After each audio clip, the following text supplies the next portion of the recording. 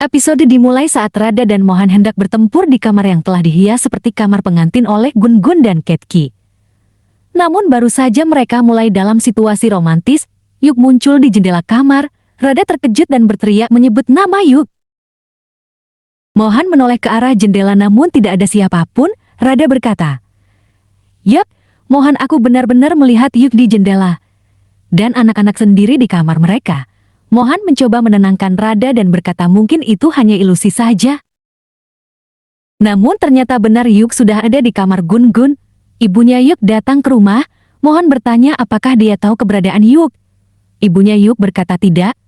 "Mohan, jangan pernah berpikir aku adalah seorang ibu yang terlalu mencintai anaknya sehingga akan melindunginya. Aku hanya bisa memberikan saran saja, telepon polisi dan penjarakan saja Yuk. Jika kalian tidak bisa melakukan itu, maka lebih baik kalian pergi saja." Ibunya Yuk memberikan paspor untuk Rada dan Mohan. "Dengar Mohan, sejauh aku mengenal Yuk, dia tidak akan pernah melepaskan musuhnya. Apalagi kau mengambil Radhika darinya, dia akan mengincarmu, dan dia bisa membunuh siapapun termasuk keluarganya sendiri." Karena gelisah, Rada mengajak Gun-gun dan juga Menen tidur bersamanya. Setelah mereka semua masuk kamar, Yuk muncul di luar kamar Rada. Yuk mengambil peluru dan berkata, "Hai Mohan, namamu sudah tertulis di peluru ini dan kamu akan segera pergi." Di pagi hari saat Rada bangun, Yuk sudah berdiri di kamar, bahkan Mohan keluar dari kamar mandi tidak menyadari keberadaan Yuk. Rada berteriak pada Mohan, memberitahukan Yuk berada di belakangnya. Yuk langsung menodongkan pistol namun Mohan berhasil menghindar hingga mereka berkelahi. Yuk pun akhirnya melarikan diri.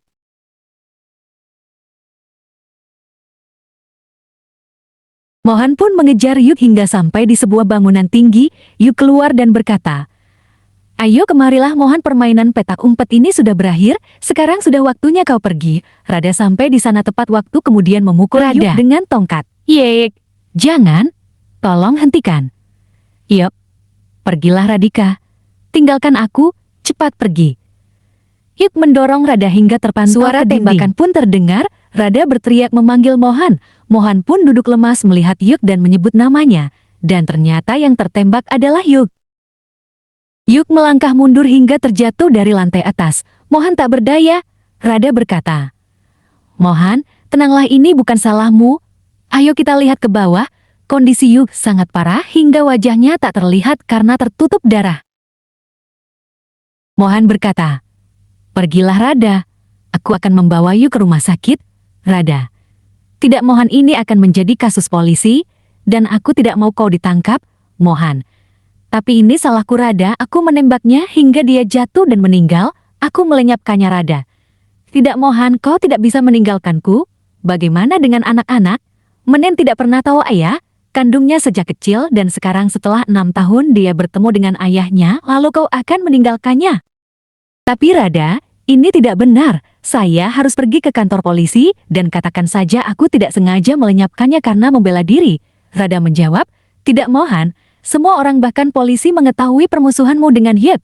Mohan, aku menyaksikan segalanya dan kamu tidak bersalah. Kita tahu betapa jahatnya Yuk dan kamu telah melenyapkan iblis yang bernama Yuk. Anggap saja hari ini tidak terjadi apa-apa dan kita kembali pada anak-anak. Sekarang kita kuburkan saja jasad Yuk." Akhirnya Mohan pun setuju dan menguburkan jasad Yuk di sana. Ibunya Yuk datang dan bertanya, "Apa yang terjadi?" "Saya mendengar suara keributan di sini makanya saya datang." Gun-gun menjelaskan apa yang baru saja terjadi. Ibu Yuk berdoa, "Ya Tuhan, semoga tidak ada sesuatu yang tidak diinginkan terjadi. Semoga Radhika dan Mohan baik-baik saja. Lebih baik Yuk dilaporkan ke polisi saja dan dipenjara." Sementara Rada dan Mohan sedang menguburkan jasad Yuk, Kadambari memprovokasi Mir dan berkata mungkin Mohan sedang bersenang-senang dengan Rada. "Apalagi cuaca gerimis seperti ini." Mira menjawab, "Diamlah, jangan mencoba mengompori, kau ini ada di pihakku apa di pihaknya." Rada dan Mohan membersihkan noda darah dan pasir, bersiap untuk pulang. Sementara di rumah para polisi sudah datang dan bertanya tentang peristiwa kejadian. Sebelum masuk rumah, Rada mencoba menjelaskan pada Mohan bahwa hari ini tidak ada sesuatu yang terjadi, lupakan saja dan bersikap normal. Begitu masuk rumah, Rada dan Mohan terkejut melihat polisi. Gun-gun segera menyambut dan bertanya, "Rama, ayah, apa kalian baik-baik saja?" Polisi bertanya kepada Mohan, Tadi aku melihatmu mengejar Yuk, sekarang di mana dia? Mohan menjawab, iya aku mengejarnya tapi saya tidak bisa menangkapnya, dia berhasil lolos. Kadambari berkata dalam hati. Mengapa Radha dan Mohan terlihat pucat? Kemudian Inspektur Vikram datang dan kembali menanyakan hal yang sama. Mohan menjawab kembali. Inspektur bertanya, tapi kenapa kamu terlihat gugup? Radha langsung menjawab, Pak, ada seseorang membawa senjata dan menyerang kami, apalagi di rumah ada anak-anak, bagaimana kami tidak khawatir? Inspektur kembali bertanya, bukankah kalian pergi ke area hutan ditambah lagi cuaca hujan, kenapa tidak ada lumpur di sepatu kalian? Jangan katakan kalau kalian membawa sepatu di tangan. Radha dengan cepat menyela, Pak, mengapa kau banyak mempertanyakan hal aneh ini? Kenapa tidak lakukan pencarian saja supaya bisa secepatnya ditemukan?